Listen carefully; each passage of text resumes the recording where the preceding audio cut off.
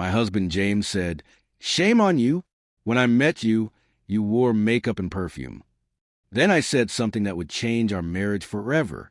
This is the story of how one conversation exposed years of hidden resentment, led to a transformation neither of us expected, and ultimately saved a relationship that seemed destined to fail. What happened next will make you question everything you thought you knew about marriage, compromise, and staying true to yourself. We had been married for 12 years when James made that comment. 12 years of what I thought was a happy partnership, raising two beautiful children, building a life together in our suburban home. But that single sentence revealed a truth I had been avoiding for far too long. My husband James thought I had somehow deceived him, that the woman he married had disappeared and been replaced by someone he no longer recognized. When James said, "Shame on you. When I met you, you wore makeup and perfume," I felt something inside me snap. Not with anger, though there was plenty of that brewing beneath the surface. What I felt was clarity. Crystal clear understanding that we had reached a crossroad in our marriage, and what I said next would determine whether we moved forward together or apart. I took a deep breath and looked my husband James directly in the eyes. Then I said, "You're absolutely right. When we met, I wore makeup and perfume every single day. I also wore high heels that hurt my feet, clothes that were uncomfortable but looked good, and I pretended to love football even though I found it boring. I did all of that because I was trying to be the woman I thought you wanted. But James, that wasn't the real me, and I can't keep pretending anymore." The silence that followed was deafening. My husband James just stared at me, his mouth slightly open, clearly not expecting that response. He had thought his comment would shame me into changing back into the woman he remembered from our dating days. Instead, what I said had opened a door to a conversation we should have had years ago, but had both been too afraid to start.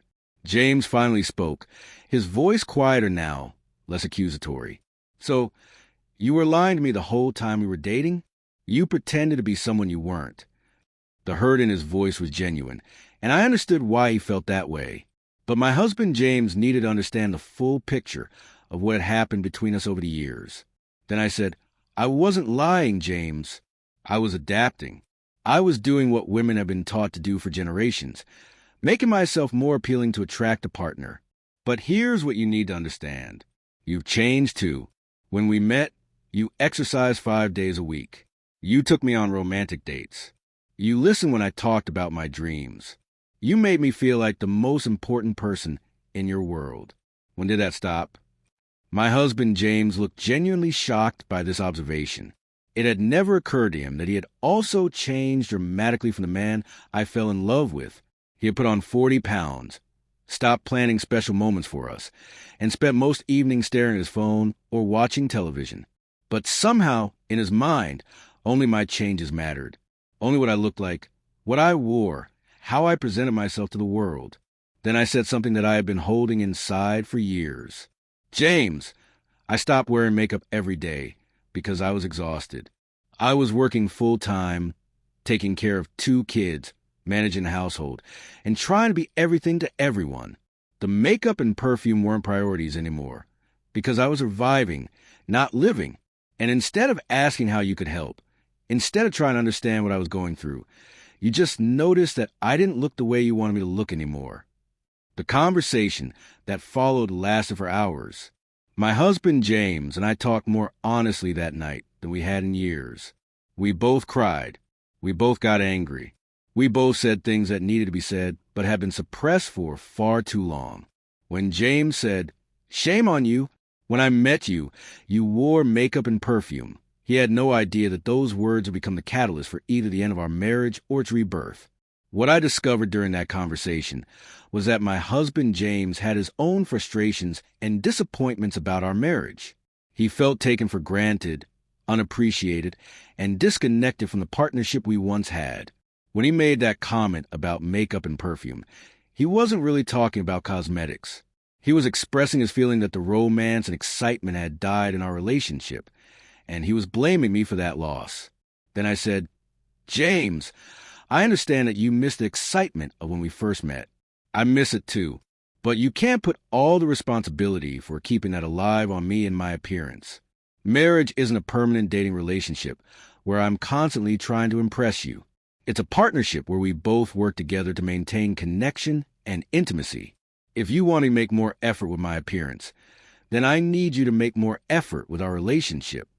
My husband, James, sat quietly for a long moment, processing what I had said. I could see the wheels turning in his mind, connecting dots that he had never connected before. When James finally spoke again, his voice was different, softer, more vulnerable. I never thought about it that way, he admitted. I guess I just assumed that's how things were supposed to be. You would always look a certain way, and I would just be myself. Then I said something that would become the foundation for rebuilding our marriage. That's the problem, James. You expected me to maintain an image while you gotta just be yourself. That's not fair, and it's not sustainable. If we're gonna make this marriage work, we both need to be authentic. The real me doesn't wear makeup every day. But the real me also wants a husband who sees me as more than just how I look. Can you do that? The question hung in the air between us. My husband, James, had a choice to make. He could double down on his expectations and demands, insisting that I return to being the woman he thought he married.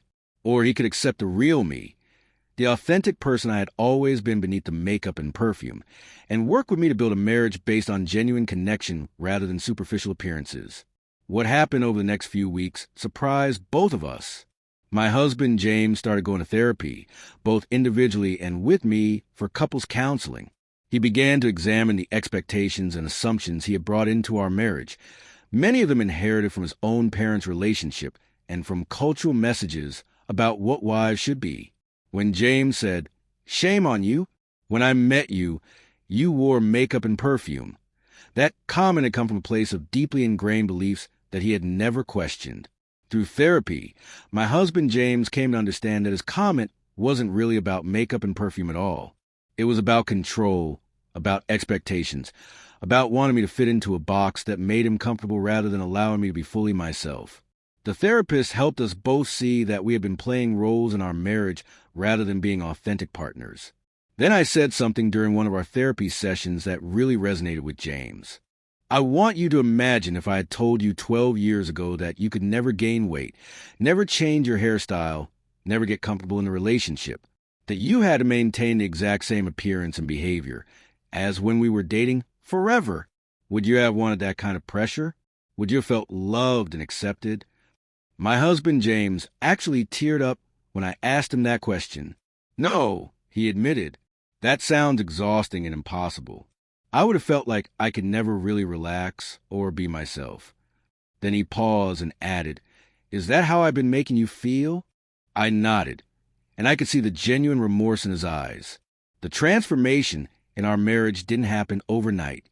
It took months of difficult conversations, therapy sessions, and both of us actively working to change patterns that had been established over 12 years. But my husband, James, genuinely committed to the process. He started asking me about my day, really listening when I talked, helping more with household responsibilities, and most importantly, expressing appreciation for who I actually was rather than who he wanted me to be. What surprised me was how much I also changed through this process. While I had been justified in my frustration about James's comment regarding makeup and perfume, I also realized that I had stopped making effort in our relationship in other ways. I had become so focused on survival mode with work and kids that I had neglected the emotional connection between us. My husband, James, wasn't entirely wrong that something had been lost, even if he expressed it poorly. Then I said to James one evening, several months after our big argument, "I've been thinking about your comment about makeup and perfume. I understand now that you weren't really talking about cosmetics. You were saying that you miss feeling special, that you miss the excitement and intentionality we had in the beginning. I miss that too. So here's what I propose. I'll make more effort to occasionally dress up and do things that make me feel confident and attractive, not because you demand it, but because I want to feel good about myself. And in return, you keep working on being the husband who makes me want to make that effort. Deal." My husband, James, smiled, really smiled, for the first time in months. "Deal," he said, and then he added something that made my heart swell. "But I need you to know something. I love you with or without makeup. I love you in sweatpants or dressed up. I was wrong to make you feel like your worth was tied to your appearance. You're beautiful exactly as you are, and I'm sorry it took me so long to really see that and say it. The journey from that initial confrontation when James said, "Shame on you. When I met you, you wore makeup and perfume," to this moment of genuine understanding and mutual respect was not easy. There were setbacks and arguments along the way. There were moments when both of us wondered if we would make it, but we kept showing up, kept being honest, kept working on ourselves and our relationship. What I learned through this experience is that many marriages struggle with similar issues, even if they manifest differently. One partner feels the other has changed or isn't living up to expectations. Resentment builds, communication breaks down, and often there's a moment of crisis where everything either falls apart or gets better. When my husband James made that comment about makeup and perfume, we reached our crisis point. Then I said something to my best friend when she asked me what saved our marriage. The thing that saved us was that we both chose honesty over comfort. It would have been easier for me to just start wearing makeup again to keep the peace. It would have been easier for James to just keep his resentment to himself rather than saying something that started a huge fight. But the hard conversations, the uncomfortable truths, those are what actually create real intimacy and connection. My husband James and I celebrated our 13th anniversary last month, and it was genuinely the best anniversary we've ever had. Not because we went somewhere fancy or spent a lot of money, but because we were truly present with each other. We've learned to appreciate each other for who we really are, not who we pretended to be when we were dating. Sometimes I do wear makeup and perfume, but now it's my choice, done for myself, and because I feel like it, not because my husband James expects it. And you know what's interesting? Now that there's no pressure or expectation, I actually enjoy it more. It's become something I do occasionally to feel good, rather than a daily requirement to be acceptable. My husband James has also made significant changes. He's been working out again, not to look like he did when we met, but to be healthier for himself and our family. He plans date nights for us regularly, and he's genuinely interested in my thoughts and feelings. He's become a true partner in managing our household and raising our children. The man I'm married to now is actually better than the man I dated 12 years ago, because he's more mature, more self-aware, and more committed to genuine partnership. When I think back to that moment when James said, "Shame on you. When I met you, you wore makeup and perfume," I'm almost grateful for those words, as hurtful as they were in the moment. They forced us to confront issues that we had been avoiding, to have conversations that we desperately needed to have, and ultimately to rebuild our marriage on a foundation of authenticity and mutual respect. Then I said to my daughter recently when she asked me for marriage advice, never marry someone who loves an image or an idea of who you might be. Marry someone who loves the real you, flaws and all.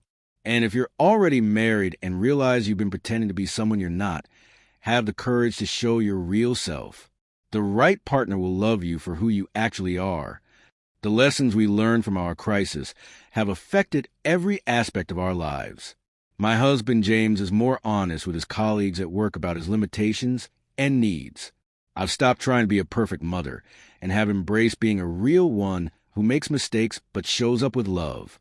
We've taught our children that authenticity is more valuable than perfection, that it's okay to change and grow, and that real relationships require honesty even when it's uncomfortable.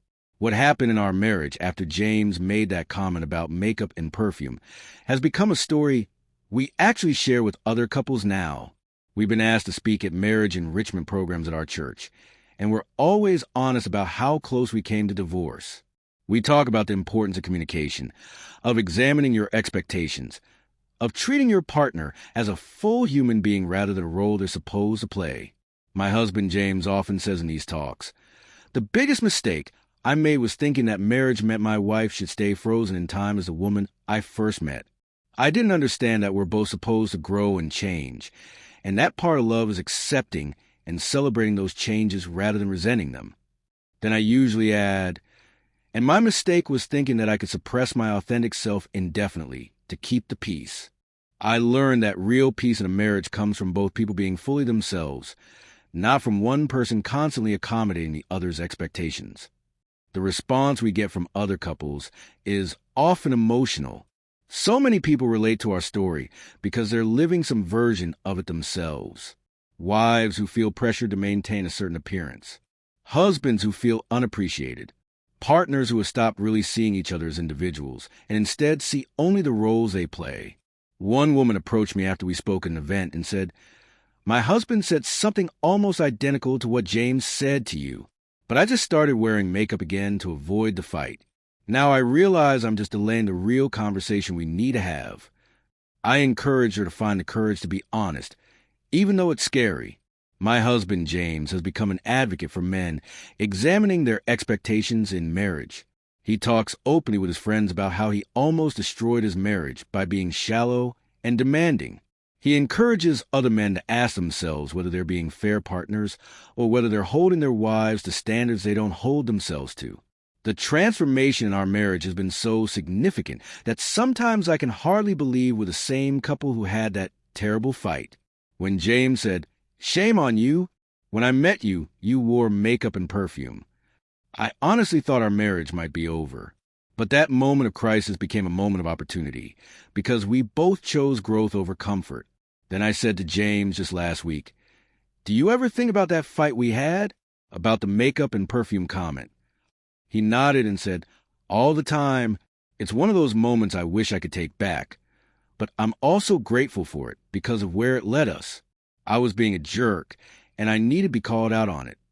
I appreciated his honesty, and I told him, "I don't wish you could take it back." That moment was necessary. It forced us both to face truths we've been avoiding. It made us better people and better partners. Sometimes you need to break something before you can rebuild it stronger. Our children have benefited enormously from the changes in our marriage. They see their parents treating each other with genuine respect and affection. They see us having difficult conversations with honesty and kindness. They see that it's possible to disagree strongly but still love each other. These are lessons that will serve them well in their own future relationships. My husband James is teaching our son that respecting women means accepting them as full human beings, not objects that exist to meet your expectations. I'm teaching our daughter that she never has to pretend to be someone she's not to earn love, that the right person will love her authentic self. These are lessons we learn the hard way, but we're determined that our children will start with better foundations. Looking back now, I can see that when James made that comment about makeup and perfume, he was expressing something many men feel but don't know how to articulate. He was mourning the loss of the romance and excitement of our early relationship. He blamed my appearance because that was visible and concrete, but what he really missed was feeling desired and special. My not wearing makeup had become symbolic of larger issues in our marriage. Then I said during one of our therapy sessions, the makeup was never really the problem. The problem was that we stopped making each other feel valued and appreciated. We got caught up in the daily grind of life and forgot to nurture our connection. The makeup comment was just a symptom, not the disease. Our therapist nodded and pointed out that many couples make this mistake. They focus on surface issues, things like appearance or housework or money, when the real problem is that they've lost emotional intimacy. The solution isn't to fix the surface issue, but to rebuild the foundation of the relationship. My husband, James, has learned to express his needs more directly now. Instead of making passive-aggressive comments about my appearance, he might say, "I miss going on dates with you. Can we plan something special for this weekend?" Instead of criticizing what I'm wearing, he might say, "I'm feeling disconnected from you lately. Can we spend some quality time together?" Similarly, I've learned to be more direct about my needs. When I'm feeling overwhelmed and can't handle household tasks on my own, I ask for help explicitly rather than expecting James to read my mind. When I need appreciation, I tell him rather than resenting him for not offering it spontaneously. This direct communication has transformed our relationship. What strikes me most about our journey is how close we came to throwing away something valuable because neither of us knew how to communicate effectively. When my husband James said, "Shame on you. When I met you, you wore makeup and perfume," he could have destroyed our marriage. But because we both chose honesty and growth over pride and comfort, that moment became a catalyst for positive change. Then I said to a friend who was going through marriage problems, "The question isn't whether your relationship will face crisis. Every long-term relationship does. The question is whether you will use that crisis as an opportunity to grow together or let it tear you apart. The choice is yours. My husband James and I chose growth, and it made all the difference. We're not perfect now. We still have disagreements and frustrations, but we have tools for dealing with them now. We have honesty and communication. We have mutual respect and genuine appreciation for each other. We have a marriage built on reality rather than illusion. Sometimes when I look at my husband James now, I see not just a man I married, but the man he's become through our struggles and growth. He's more empathetic, more self-aware, more genuine.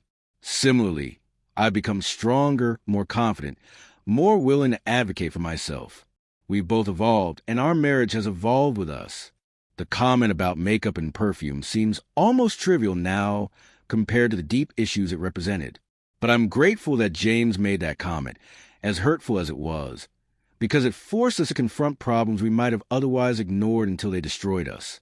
Sometimes the most important conversations are the ones you don't want to have. Then I said to my husband James on our anniversary, "Thank you for being willing to grow with me. Thank you for hearing what I had to say, even when it was hard. Thank you for becoming a better man and a better partner.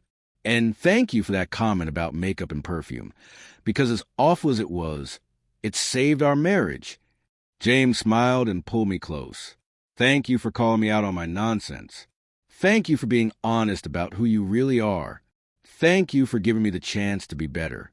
And I promise you, I will never again make you feel like your worth is tied to how you look." Have you ever had a moment in your relationship where everything hung in the balance? Where one conversation could either destroy everything or save it? That's what happened when my husband James said, "Shame on you. When I met you, you wore makeup and perfume." And then I said what needed to be said. Our story could have ended there, but instead it was just beginning. What do you think about the expectations we place on our partners in relationships? Do you think it's fair to expect someone to maintain the same appearance they had when you first met?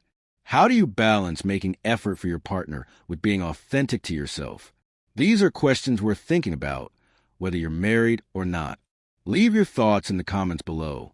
I'd love to hear your stories. Have you or someone you know dealt with similar issues in a relationship? How did you handle it? What would you say to someone whose partner is pressuring them to change their appearance or behavior? Your experiences and insights could help others who are struggling with similar challenges. If you found this story resonant and thought-provoking, please like this video and subscribe to the channel. We share real stories about real relationships, the messy and complicated truth about marriage, parenting, and personal growth. Your support helps us continue creating content that tackles difficult topics with honesty and vulnerability. Share this video with someone who might need to hear this message. Maybe it's a friend whose relationship is struggling. Maybe it's someone who's feeling pressured to be someone they're not. Maybe it's someone who's putting unfair expectations on their partner. This story might be exactly what they need to hear right now. The journey from that terrible fight to where my husband James and I are now has been the hardest and most rewarding work of my life. Marriage isn't easy. Real intimacy requires vulnerability and courage. But when you find someone willing to do that hard work with you, willing to grow and change and face uncomfortable truths together, that's when you build something truly special. Remember what I said when James made that comment about makeup and perfume. I spoke my truth. I refused to be shamed for being authentic. I demanded to be seen and valued as a full human being, not just as an image or an idea. That choice saved my marriage, but more importantly, it saved me. It reminded me that my worth isn't tied to meeting someone else's expectations, even someone I love deeply. Thank you for listening to my story. Thank you for being part of this community where we can talk honestly about the challenges and triumphs of relationships. And if you're facing a moment like I faced when my husband James made that comment, I hope you'll find the courage to say what needs to be said, to be who you really are, and to demand the respect and appreciation you deserve. Your authentic self is worth fighting for.